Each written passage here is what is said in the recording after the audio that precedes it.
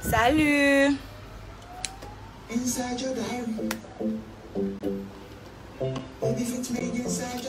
Téléphone, le mot téléphone. Salut. Hey. Salut, Dari. Bon, attendez, moi, je vais tout ensemble. Voilà. Donc là, je vous parle des sirops belle forme. Et en même temps, je vous parle aussi des savons sans filtre. Parce qu'il y a plein de personnes qui m'ont demandé voilà, là c'est mieux. Il y a plein de personnes qui m'ont demandé de parler des savons.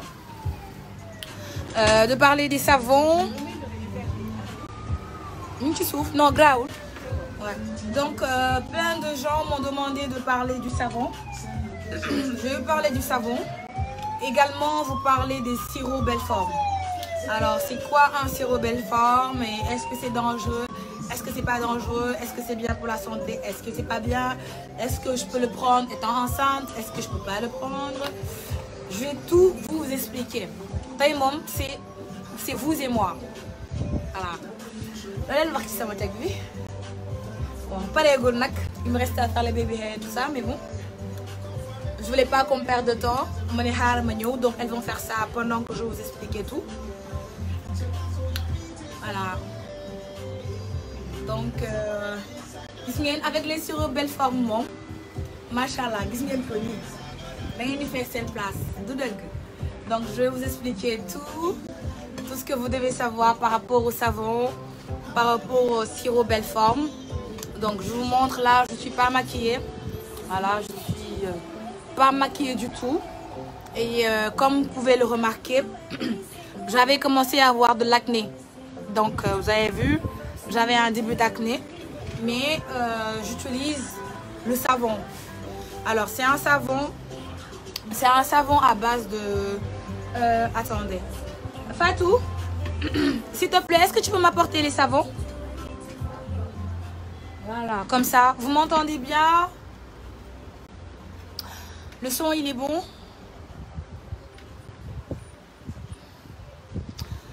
Le son, il est bon? Attendez, je vais essayer de descendre la barre. Voilà, at least comme ça. C'est pas facile, hein, ce truc de live, là. Ah, la mouche.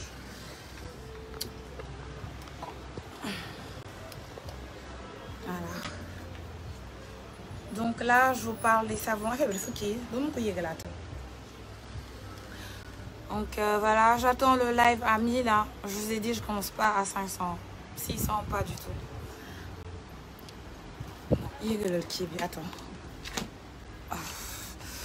Vraiment, il nous faut des caméramans, des monteurs, parce que là, t'es déjà. C'est Renesca. Bye. Ah, c'est bon. Non, table, je vais faire mais genre affaire beaucoup de but. Comme ça, je vais me présenter produit. Je vais me maquiller. Namoon nañ la maa leen raw.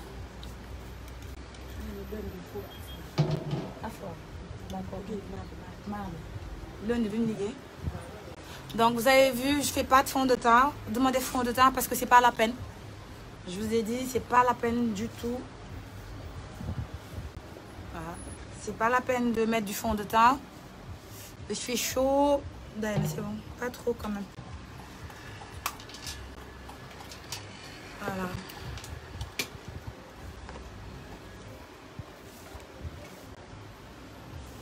Kii rek juste moom may déranger. waaw. léegi après ñu génneel ma ko. C'est bon. C'est bon. Après on va l'arranger. J'ai pas eu le temps. J'ai pas eu le temps. Mais dès que arranger après. Donc voilà, là je vous parle des savons. Parce que j'ai énormément ba tey affaire bi arrangé wu ma de baar bi ni mu def nii voilà c'est mieux ma jugaat tuuti merci baax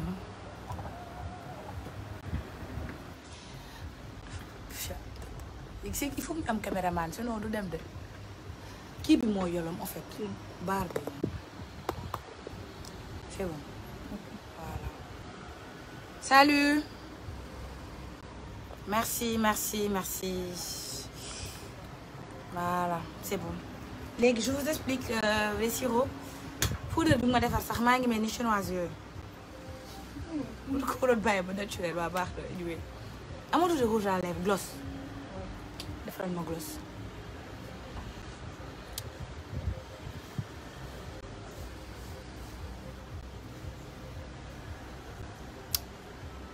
donc je vous parle des savons donc ça c'est un savon que commercialise disons une grande amie à moi.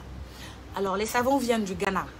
C'est différent des savons nigériens. C'est-à-dire il y a un savon qui s'appelle le savon nigérien et c'est un savon noir. Mais bataille beaucoup. Ça c'est une amie qui la commercialise. Bon, elle est au Ghana.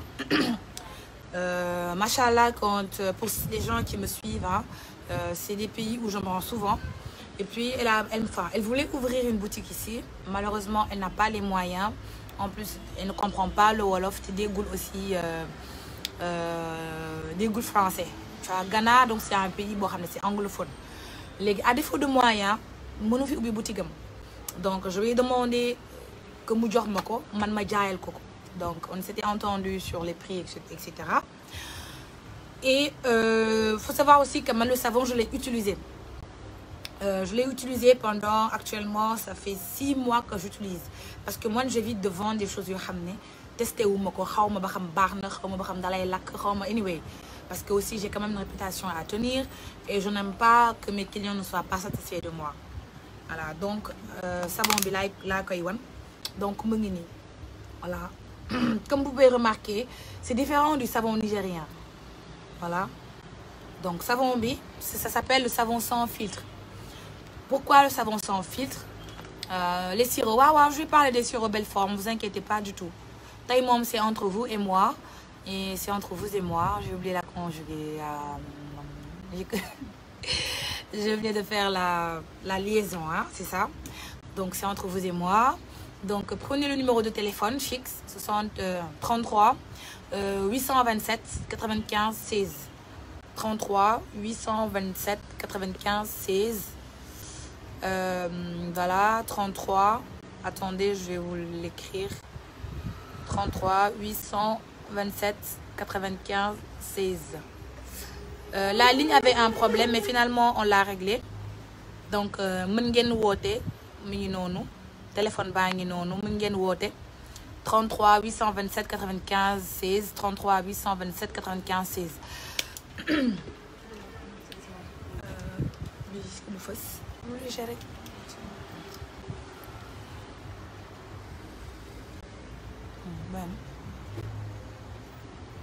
Voilà, c'est bon. Voilà, donc le 33 827 95 16, c'est le numéro de téléphone du spa. Alors, le savon, c'est un savon du Ghana que commercialise une amie. Donc, Manma Kokoïdial, parce qu'elle n'a pas les moyens d'ouvrir une boutique à Dakar. Voilà, donc Manma Koko proposé. Mais ils sont excellents. C'est des savons sans filtre. Donc, c'est à base de cacahuètes. Donc, c'est à base de cacahuètes. Anne me pince, chérie, Anne me pince, bébé. Ouais. Donc, c'est à base de cacahuètes et c'est très bien. Ça donne un éclat à la peau. En même temps, ça permet de... Non, pince. Comme pince ici, avec mouchoir. Donc, ça permet de donner un très beau teint avec une très belle texture. Sachant que, voilà, ça tonifie et ça t'éclaircit. C'est-à-dire, il y a deux types. Il y a le savon sans filtre qui éclaircit. Et il y a aussi le savon sans filtre qui n'éclaircit pas. Donc, il y a après, s'éclaircir la peau, ça dépend de... Je veux dire que c'est un choix. Hein? C'est un choix que toutes les femmes peuvent faire. Alors, je ne suis pas pour, je ne suis pas contre. L'essentiel, c'est que nous connectons des développements. Merci beaucoup, ma chérie. Donc, nous connectons des développements d'aller arranger. Du deug, sous la arranger ou le boule kadef. La arranger, ngadef ko, boule arranger ou le boule kadef. Voilà, donc c'est ça. Donc, pour celles qui vont venir écrire oui, non, droit de la femme, nanana Black Matters whatever. Juste en passant, personne ne doit imposer comment dire, une manière de vivre à qui que ce soit. Nous sommes toutes des adultes, nous sommes toutes des responsables. Ku nekk ci ñun na def li ko arrangé man loolu laa wax waaye ay jigéen bu ñu du xees ak on n'a pas dit ça, on a dit na ku nekk def li ko neex du dëgg. waaw tey moom soluma taille basse xam nga tey le samedi et généralement les samedis je suis dans les chantiers xam nga dem ci chantier yi nekk ci maçon yi kenn xamul donc mënuma sol taille basse moom man sax dama koy bàjj sax ndax man li ma taille basse bi indil problème yépp sama taille basse dafa ma fi indil problème bu rëy boo xam ne man sama sëy tuuti mu yëngu ci non mais sincèrement xam ngeen man ak yéen ñoo far duma leen nëbbu dara ba ma gëjee live depuis sama anniversaire doom bi te dama ko sax ragal léegi waaw ndax taille basse bi daal xool naa ba xool ça m'amène de très sérieux problème dafa fiir kat di doo jongomaa li ma jongomaa li ba boole seeg sër dafay ëpp tamit il a raison. Donc gis ngeen ko nii je vous montre cacahuète baa ngi nii gis ngeen ko seppil naa leen cacahuète bi donc c'est à base de cacahuète et à base de collagène et à base d'autres produits qu'elle ne m'a pas dit mais lu ma xam mooy c'est que j'ai sûr et certain la base moom c'est le cacahuète mel ni mi donc gis ngeen ko nii voilà donc bu ma ko defee fii non ay kentoo yii nii doo leen ko am ci àddina c'est que da ngeen di xool tamit li ma leen di jaay xam nga bu leen nit di jaay da ngay xool ki lay jaay ni mu mel dinaa leen ñii semblant dafa bëri ah waaw bon appétit ñii semblant ñii mun jaay dañuy semblant gis ngeen ko di bàkk yonent bi gis ngeen ko loolu c'est comme ça waaw gis ngeen ko waaw gis ngeen fi ma ko def nii nu muy briller et contrairement ak loxo bi gis ngeen ñaari loxo yi gis ngeen léegi même bu ma ko fompee sax xam nga fomp naa ko nii fomp naa ko ba mu set bon ok xoolaat leen résultat yi vous voyez que celui-ci moo ëpp éclat que bii waaw donc c'est des savons yoo xam ne c'est bien ça tonifie la peau tu as une belle peau qui respire super bien boo xam ne voilà c'est gommant c'est les savons sont magnifiques voilà donc celui-là c'est le pot qui coûte 18 000 celui-là c'est le pot qui coûte 35 000 et savon bi généralement moom bii nii 35 000 bi moom mënul tenir 3 mois waaw 3 mois sax c'est pour ñuy sangu matin midi soir parce que savon bi tu as pas besoin d'en mettre beaucoup les filles ils sont en train de manger sinon ma jëloon sio wan leen tuuti nu muy def bu xëbee waaw bii mooy bu 35 000 bi gis ngeen ko nii donc y en a beaucoup hein gis ngeen ko nii pot bi moo nekk nii y en a énormément te tuuti ngay def mu xëb dafa ça fait voilà boo ci defee tuuti ak ñàmpe moom def ko nii moom day xëb ba def ay affaire donc c'est excellent donc 18 000 la 35 000 ak 25 000 je pense waaw 25 000 moo nekk nii 25 000 la 18 000 35 000 donc je rappelle que moom da koy jaay ci sama spa elle est au Ghana donc voilà c'est une grande amie à moi tamit dama koy jàppale parce que c'est pas évident nga boutique ci dëkk boo xam ne déggoo làkk bi en même temps doo mën a loger etc donc c'est compliqué. Alors pour ceux qui disent que les savons sont chers nanana moi je vous ai dit xam ngeen savon bu jar 5 000 c'est excellent savon bu jar 1000 francs 10 000 c'est excellent savon bu jar 15 000 c'est bien mais léeg-léeg du ci xaalis du ci prix bi voilà te aussi investir une bonne fois pare ci xam ne li nga am nii c'est sûr et garanti doo ci am réew bu ma leen mënoon wan sax dama leen koy wan gis ngeen doo ci am réew doo ci am ay vergetures sa fille du def ay vergetures doo mun solu yére vent tu es à l'aise et c'est pas cher 35 000 25 000 et 18 000 bu 35 000 bi cher acheter celui de 18 000 bii nii bii 18 000 bi tamit ngeen essayé ko xëy na bu leen ko utiliser bi di ngeen am peut-être avec le temps les fonds nécessaires pour ngeen jënd beneen bi donc c'est ça donc elle le vend en dollars et du coup moi dans les savons j'ai zéro marge juste que dama ko koy jaayal parce que c'est une grande amie à moi et puis sekk nañ loo xam ne sekk nañ teranga boo xam ne 35 000 c'est même pas c'est combien en dollars Moi 35 000 c'est je sais pas ñaata dollars la c'est même pas beaucoup. Donc voilà je vais pas taxer sur les savons machallah. Donc voilà li may am maa ngi koy am te maa ngi sant yàlla. Donc moom aussi voilà et moi aussi j'ai un projet d'ouvrir une boutique au Ghana. Donc moom daf may jàppale ci sama projet bi ma am Ghana en échange man ma jàppale ko fii. Donc les savons sont 18 000 25 000 35 000. Voilà 35 000 bi moom ça reste avec vous 3 mois. Ça fait 3 mois. Pendant 3 mois doo soxla saabu. ak été bi nii nga war a falaale def say carax coupé nii say tànk du def dara gis ngeen ko nii investissez il faut investir sur soi-même. La beauté est un très grand investissement baaki yonente bi ku la dàq investir ci yaramam moo la gën a mën a am un futur stable. C'est ça, il faut investir sur sa personne. Nous sommes des femmes, nous sommes belles, nous sommes des mamans, nous sommes des sœurs, nous sommes des whatever. Mais il faut d'abord qu'on prenne soin de nous, c'est important. Parce que si ton corps n'est pas, si tu n'es pas à l'aise dans ton corps, ça se sent et ça se voit. Faut dem da ngay constipé wu. Mën ngaa dem sax si benn xew sanse ba jekk ba gën a sanse sax borom xew mais da ngay froide, da ngay timide, doo oser parce que da ngay mal à l'aise. Xam ngeen man ma kii leen tuuti gis ngeen xam ngeen man macha allah tubaarkàlla amul fu ma nit di yóbbu du ba fa à l'aise dëgg-dëgg lu dëgg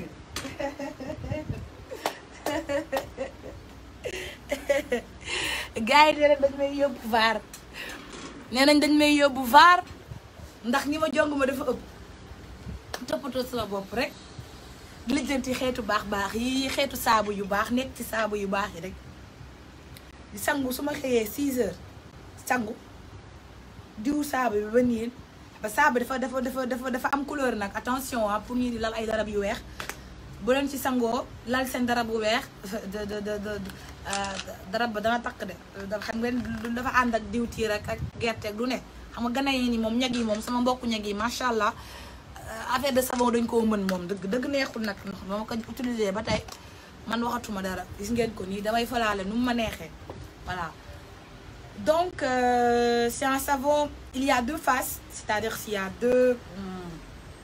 am na ñaari sorte savon bi am na boo xam ne c'est éclaircissant pour boo bëggee xees am na boo xam ne da lay maintenir sa teint même prix bi la rek 18 000 pot bu je pense 50 ml bi 150 ml bi 25 000 200 ml bi 35 000 sachant que saabu bi dafay yàgg ci yow donc tu n'as pas besoin de normalement benn pot rek doy na nga gis résultat après nag soo bëggee maintenir sa teint il faut peut-être nga jëndaat après c'est bon après yow nag yaay xool ak sa diw pour vraiment stabiliser ta peau.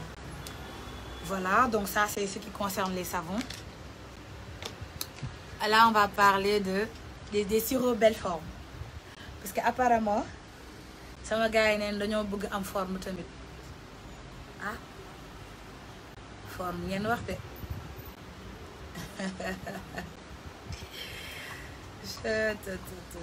forme ngeen wax de ah il faut investir de moom dëgg il faut ngeen investir ci seen bopp jënd ay saabu yu baax jënd ay déodorant yu baax am ay seen parfum yu toog def gommage surtout waaw il faut beaucoup gommer la peau a besoin de vous savez rien que le fait de se laver ah ne fait pas tout sangu rek taxul nit set surtout jigéen waaw parce que pourquoi j'insiste si jigéen ñi c'est parce que je pense que on a toutes le même problème c'est-à-dire on est tout le temps exposé ci soit ci suñuy milieu de travail soit ci naaj bi whatever ci poussière bi et puis notre peau la peau de la femme elle est beaucoup sensible, elle est beaucoup fragile, elle a besoin de beaucoup d'attention. Voilà, et donc moi j'encourage à ce que chacune de nous prenne soin d'elle. Il faut prendre soin de son corps, il faut prendre soin de tout ce qui touche son corps. Parce que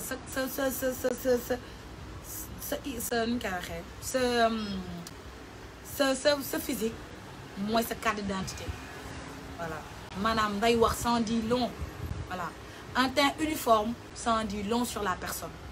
en termes désordonnés aussi, on dit long sur la personne. Voilà, donc c'est ça. Au lieu d'acheter 4, 5, 6 savons de 5 000, on jënd benn bu 18 000, wala benn bu 25 000, wala benn bu 35 000 francs. mu jëriñ la ah ci man de moo gën nga jënd 5 savons yu 5 000 ba pare dañ la indil benn résultat et puis dalay rewal jox la ay kento whatever. Donc il y a tout ça. Donc c'est à propos des savons. Là on va parler, je vais vous parler après pour le numéro de téléphone, c'est le 33 827 95 16 33 827 95 16. Et pour les sirops Belleforme, alors c'est des sirops à base de mangue. C'est des sirops à base de mangue et il faut savoir que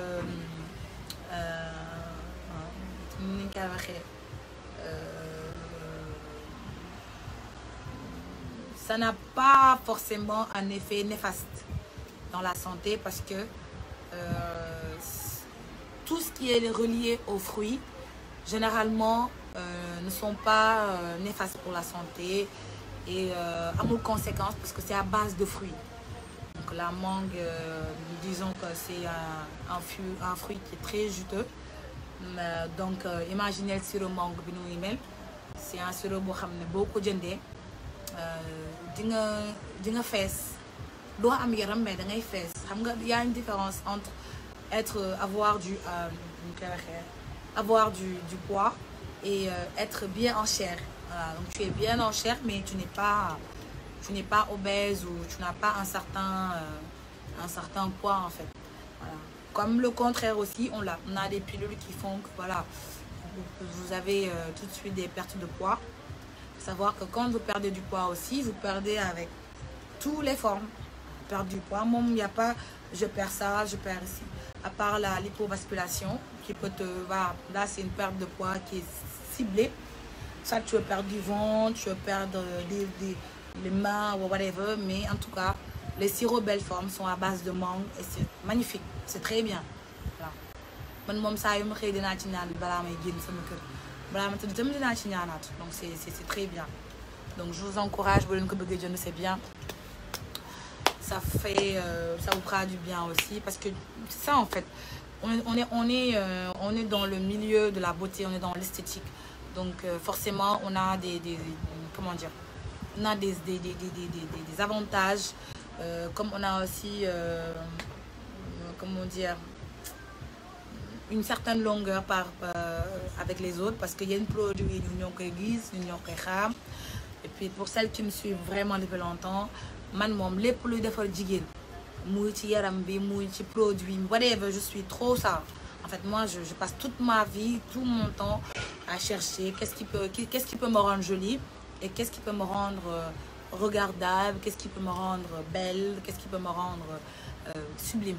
Et de la même manière que je regarde ça pour moi, donc c'est la même manière que su amee lu jàll lu baax ci man lu ma validé pour man dama leen koy bëgg a wax parce que man maay seen cobaye. Donc man je suis celle qui fait tous les tests et je vous reviens avec des produits yoo xam ne voilà c'est bien concret. Donc c'est un peu ça. Pour celles qui me demandaient de parler un peu du savon, j'en ai parlé. Pour le sirop également, j'en ai parlé. Alors moi, le savon, comme vous avez vu, j'ai un peu les lèvres roses parce que quand je prends ma douche, après, j'ai l'habitude de frotter. 25 minutes après, j'enlève parce que ça gomme et ça rend la peau bien lisse et c'est pas mal, hein. Franchement, c'est pas mal. Essayez, peut-être que vous m'en direz des nouvelles.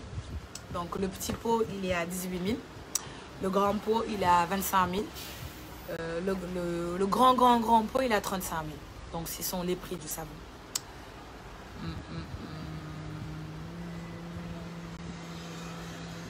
Voilà. Après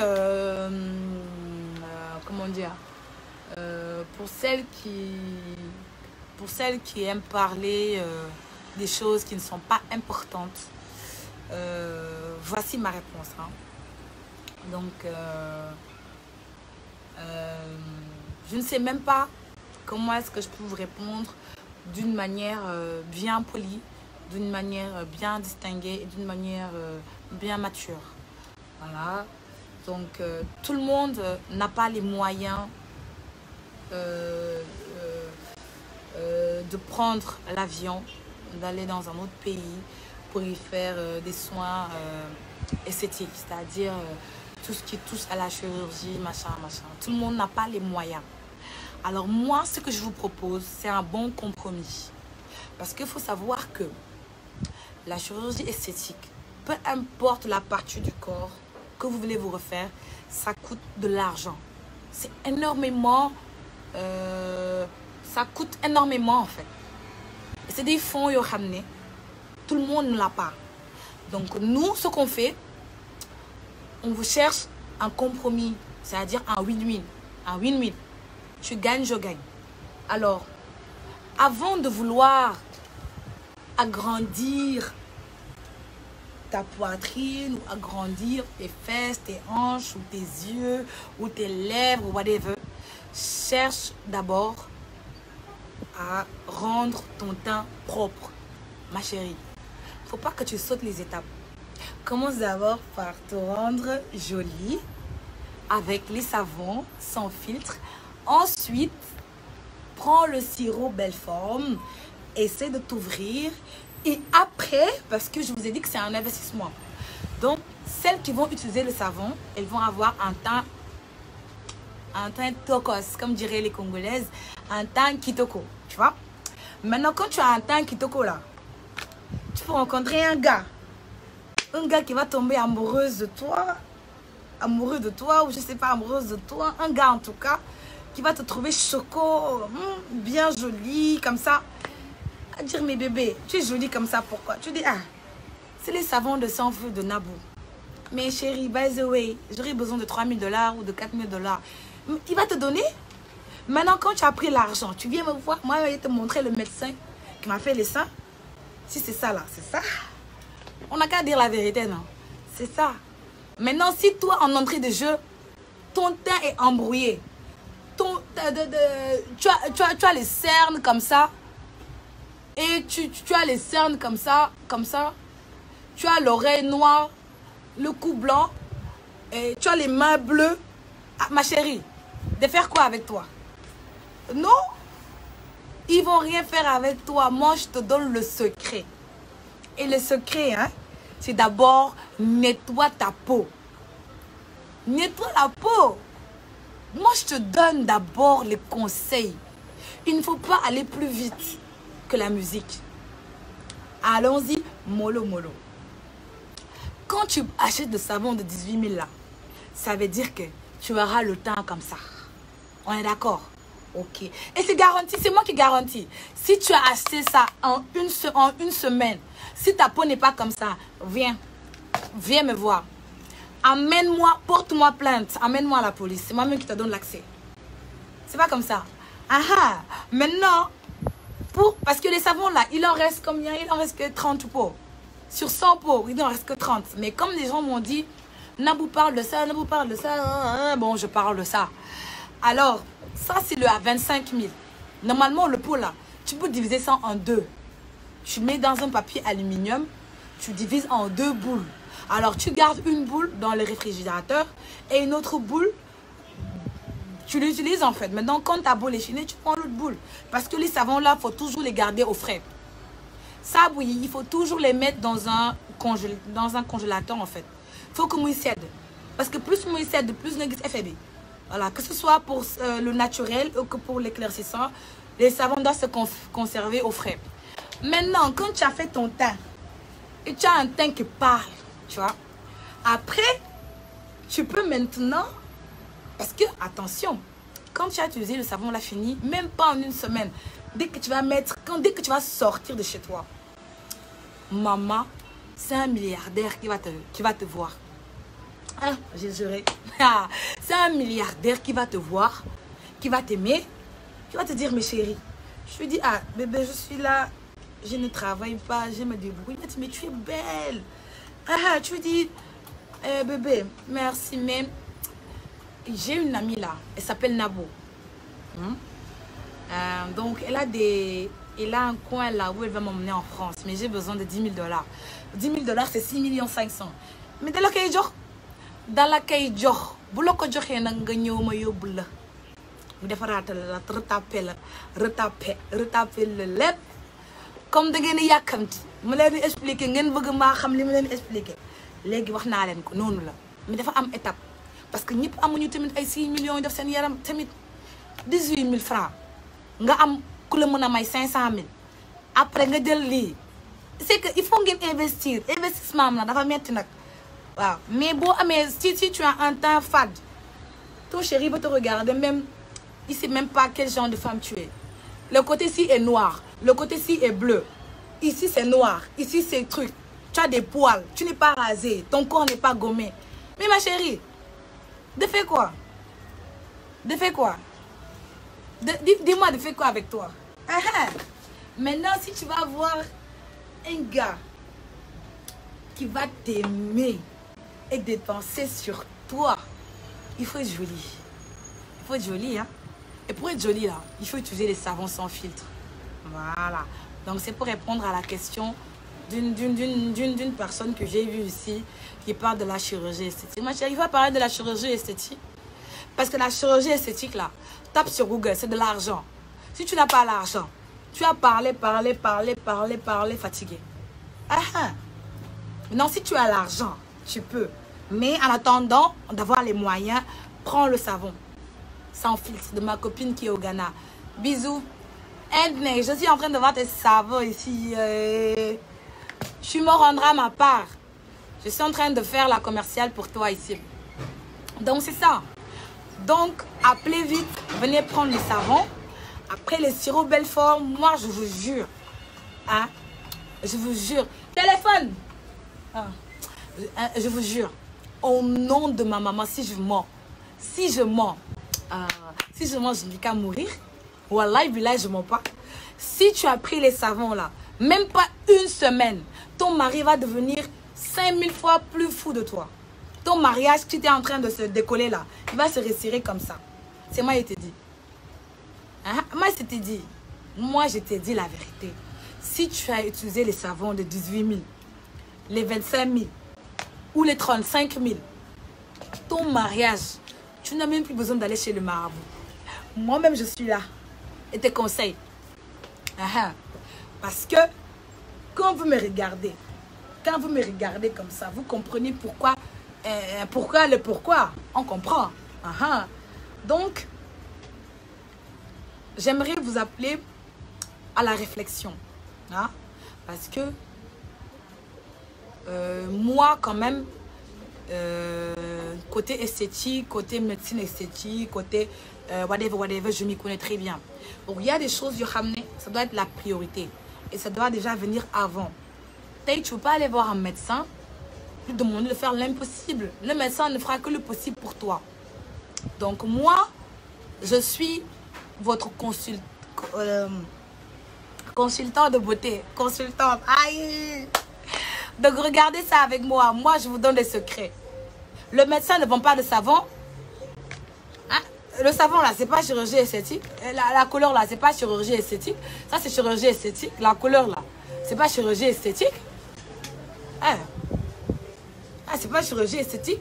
Donc, commencez d'abord par voir la couleur. Ensuite, on parle de la forme. C'est pas comme ça.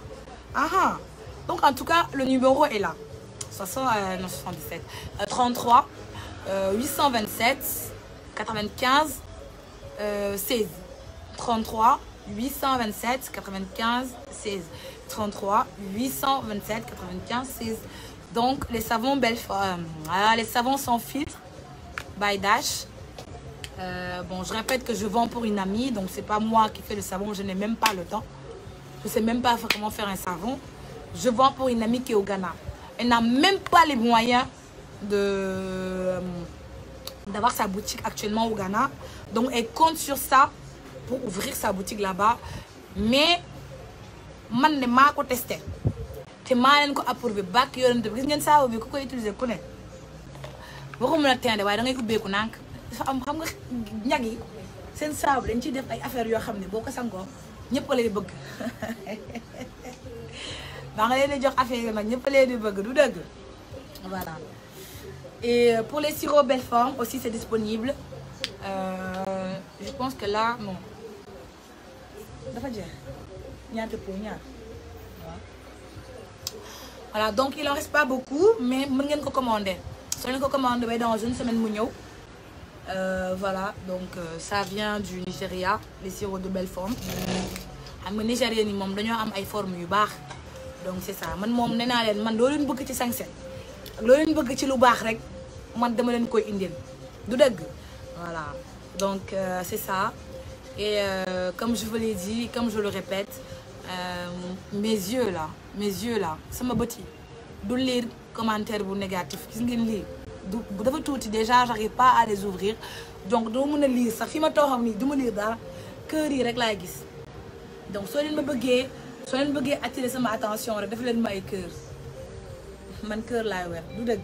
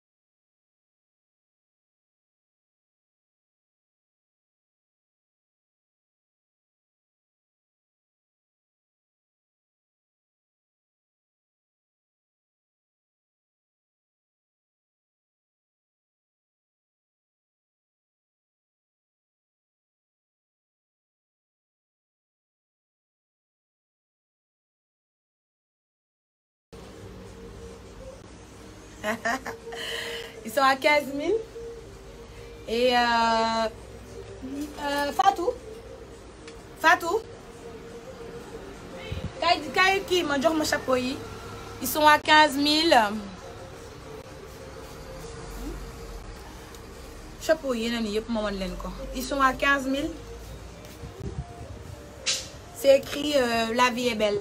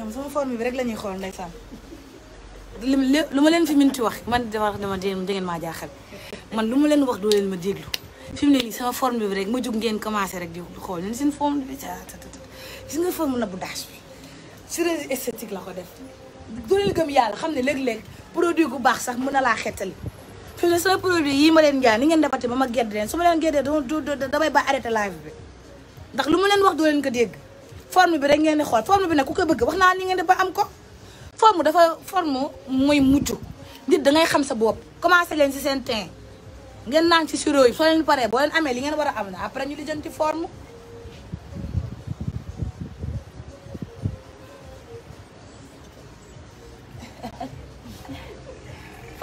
forme bi ngeen di waxtaanee gis ngeen ko noonu xool leen bu baax daam lu ko jiitu mooy seen teint ay waay xale defal leen seen teint dafa sama forme gi kii tuf yàlla na ma yàlla musal ci seen bët ak ci seen làmmiñ ha li de metti na les filles c'est bon bàyyi leen sama forme bi bon sama saabu yi ma leen doon présenté jeex na maa ngi dem bàyyil naa leen xale ñu wan leen seen solde yi tey kay essayé ma yëkkatil lii mu jóg bu baax topp forme Nabou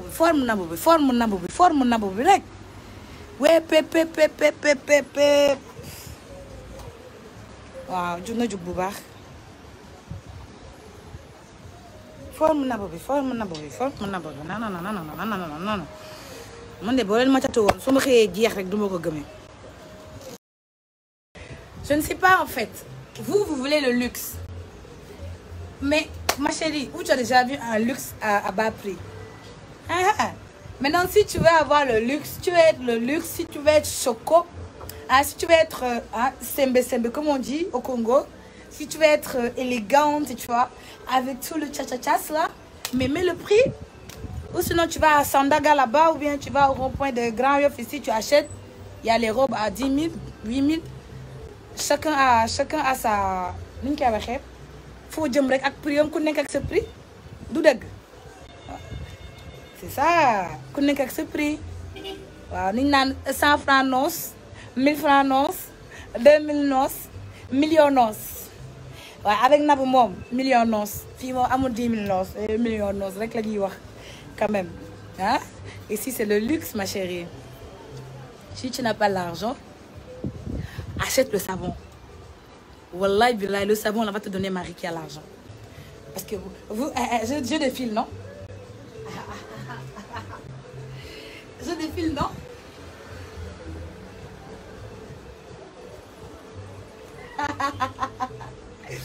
Je défile, non ou bien? Je défile aussi les filles ou pas? Dash lu tax sa abonné yi yaruñu sama abonné yi nag da xam nga lu leen neex la ñuy def te maa leen ko permettre mais tamit des fois ñu dégg lu naqari seen xol ndax nee naa leen man moom lu ma waaye wax ma dee loolu ak nag waaw ndax là on est dans une boutique qui est luxueuse avec plein de voilà on consomme beaucoup d'électricité dëgg nous sommes des citoyens te dañuy fay suñu courant yooyu yëpp donc duñ mën jaay wax dëgg fa yàlla mënuñoo jaay article 10 000 5 000 fii moom du boutique gu 5 000 du boutique gu 10 000 moom balaa waaye dafa ñëw moom da nga xam ne Nabou nee na boutique am showroom bi du showroom 10 000 du showroom 15 000 waaw xasuma nag ñaka am mais dama ne fii million noos la tuddul kiiwu noos du 10 000 noos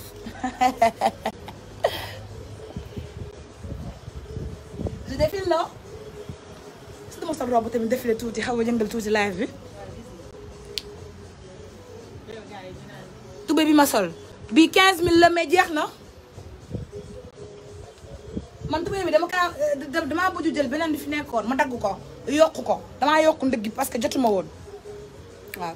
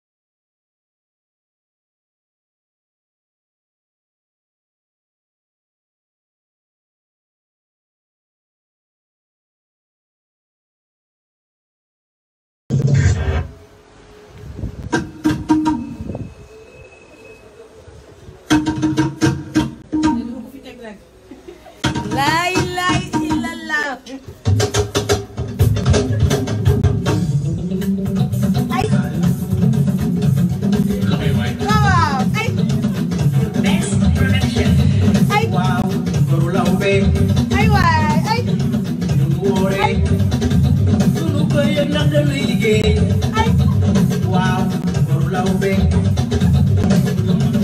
woore am na lawbe yu dul xëdd am na lawbe yu dul dogu am na lawbe yu ci wóoru gale ñun duñu woor ba noppi mel ni bëcc bu taw na ci biir géej góor gi neex na góor gi neex na góor gi neex na woor dinañ bëggee dinañ wop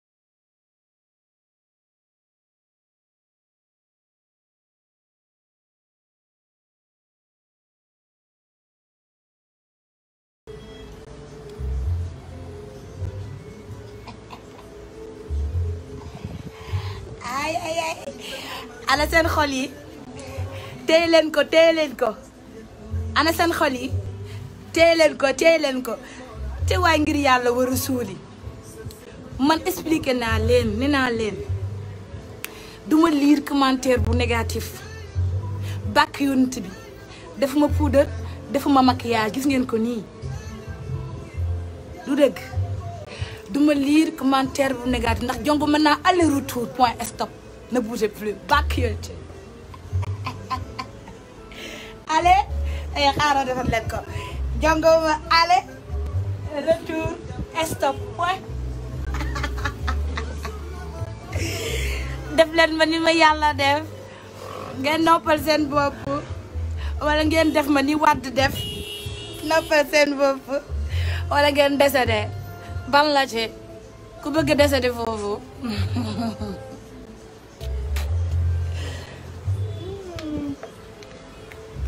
ah là là bon maa ngi changé wu je reviens nan laa mën a sol sax fii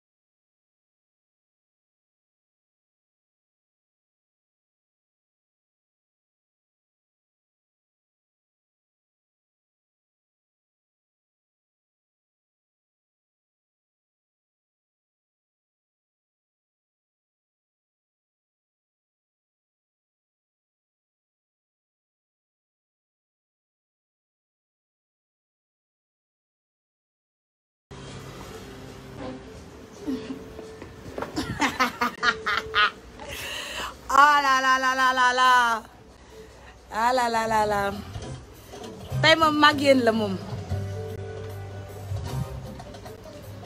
ouf il fait chaud c'est que man dama ànd ak tàngooru biir comprendre ngeen su olee que ma tàng damay ñàkk nii mais sama yaram bi mooy tàng ci biir xam nga jigéen dafay tàng jër du dëgg waaw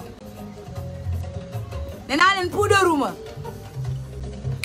savon yi de ku ko def di nga am lii bu la yàlla nag xiiree nag macha allah tubaab fakal nga am sa crème visage bu baax nga def ko ci parce que gis ngeen lii nii rougeur bi tubaab fakal loolu moo lay won ni que tout est naturel waaw ndax bu fi poudre nekkoon doo ko gis du dëgg su ma ko fond de teint yooyu doo leen gis dara mais je préfère être naturel avec vous macha allah tubaab fakal il y a rien de parfait mais quand même on espère atteindre le demi-parfait. Voilà, on ne peut pas être parfait, mais on essaye. Hein? On essaye. Et donc, qui est-il? On bëgg naa ngeen may wax ngeen bàyyi di ma wax loolu nee nañu qui est-il? Les habits seront lavés par... Non, non, non, les habits ne seront pas lavés. Wow, machallah, tabarakallah. Les habits ne seront pas lavés. Tout ce que je porte reste pour moi. Et su ma fi ma sol nii génneel ma ci fa nekk yëpp. Les habits ne seront pas lavés ndaxte machallah man lu ma sol rek boo ko solee da ngay am buzz yàlla def na loolu ci man du dëgg mi ngi fay xool beneen centre bi fay les habits seront lavés après comme si tu as les moyens d'acheter moom mooy tout tubaab fakala machallah kon lii ma sol nii il nous en reste 5 bon ça je prends ça pour moi parce que neex na ci tàngaay bi te classe na c'est joli c'est pas chaud c'est bien je pense que je vais garder ça pour moi en fait wala ku bëgg tamit ma jaay la bu ma sol ba pare dafa laaj ci délicace alors elles sont là elles sont à 22 000 là am na yeneen couleur yu fa nekk indi ko elles sont à 22 000 c'est comme ça c'est très beau et puis dafa tàng donc genre affaire coton yi dafa baax du dëgg dafa tàng man maa ngi door a xam ne tàngaay bi dugg si na mahala voilà donc am ngeen bi yëpp mooy comme bu ma sol moo nekk nii marron noir jaune rayure rose rayure am na blanc ak beige macha allah nee naa leen yoruma par ñaar di jaay rek yoruma par ñaar di jaay tubaafukàlla macha allah lépp lu ma leen jaay qualité la te kenn solu ko man yi may sol du yi dama ko yóbbu sama kër suba su ma xëyee sagsel leen ko couleur yaa ngi noonu am andi yeneen yi am jëlal bi